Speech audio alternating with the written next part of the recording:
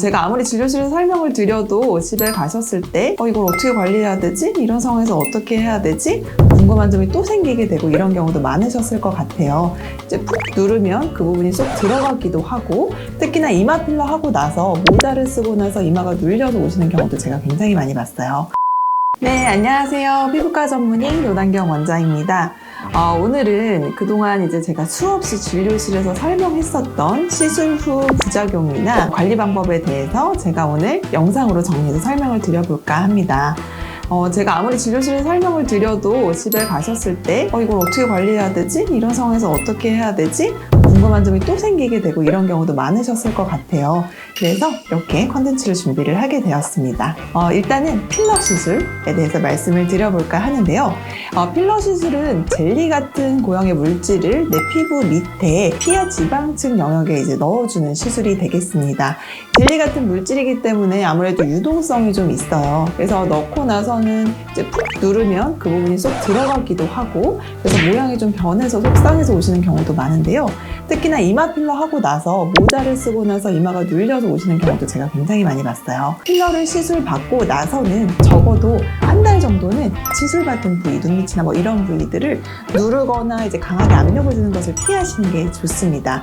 특히나 이제 누워서 주무실 때 이렇게 나도 모르게 옆에 이게 눌리거나 이런 경우가 많은데, 최대한 이제 정면을 보고 이제 누워 계시는 것을 추천을 드리고요. 필러를 하고 나서 또 무서운 부작용 중에 하나가 혈관 부작용이죠. 그 젤리 같은 물질을 우리가 피하 지방층 쪽에 넣었을 때 그 주변으로 혈관들 중에서 이제 동맥이나 조금 중요한 혈관들을 좀 찔렀을 때 그 부분이 막히게 되면서 나쁘게는 괴사나 실명까지도 이어질 수 있는 부작용을 말합니다. 물론 이 부작용이 항상 생기는 것은 아닌데요. 아주 만에 하나라도 이런 부작용이 생길 수 있기 때문에 이제 진료실에서 강조를 드리는 편이고, 혹시라도 이제 시야장애가 오거나 갑자기 극심한 통증이 생긴다거나 농포가 발생한다거나 그물 모양으로 발진이 생긴다거나 그런 경우에는 바로 진료실로 내원하셔서 녹여야 되는 부작용에 해당합니다. 이런 혈관 부작용은 하루에서 3일 이내에 대부분은 발생 가능하기 때문에 그때는 조금 면밀하게 관찰을 해주시고,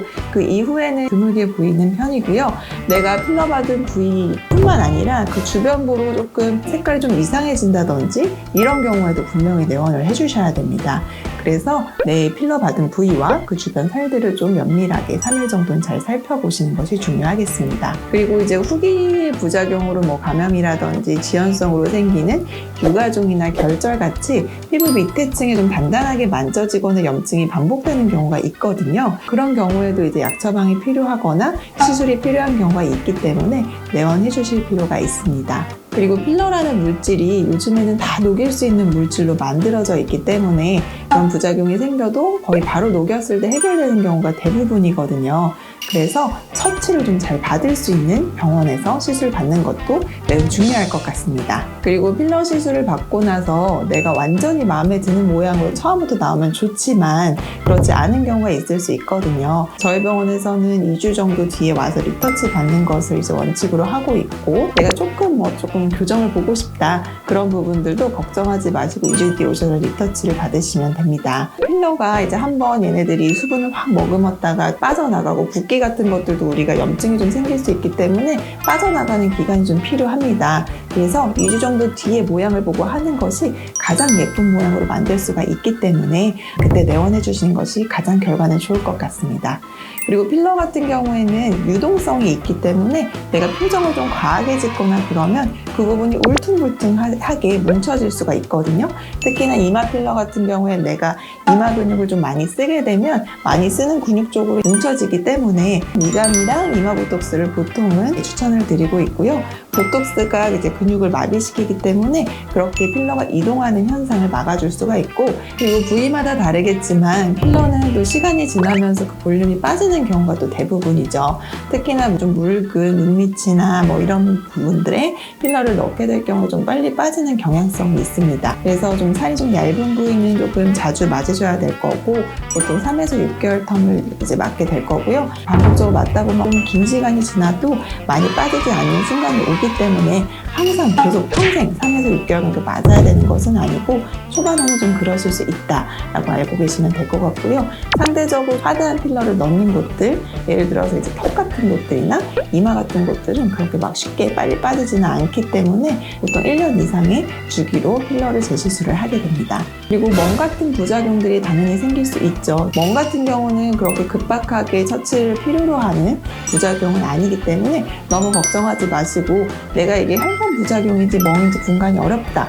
이럴 경우에는 시술 받으셨던 병원에 내원하셔가지고 원장님과 상의하신 다음에 처치를 받으시는 것이 가장 좋겠습니다. 특히나 이제 멍이 들었는데 내가 중요한 약속이 있다. 이런 경우에 혈관 레이저 시술을 받으시면 멍을 또 빨리 뺄 수가 있기 때문에 일상생활에 지장이 적게 시술의 효과를 누릴 수가 있겠죠. 그래서 뭐든지 다 이제 대처 방법이 있기 때문에 이에 대해서 이제 처치가 가능한 병원에서 필러 시술을 받는 것도 굉장히 중요하다고 볼 수가 있겠습니다. 그리고 당연히 시술을 받고 나서 음주를 하거나 흡연을 너무 많이 하는 것은 좋지 않습니다.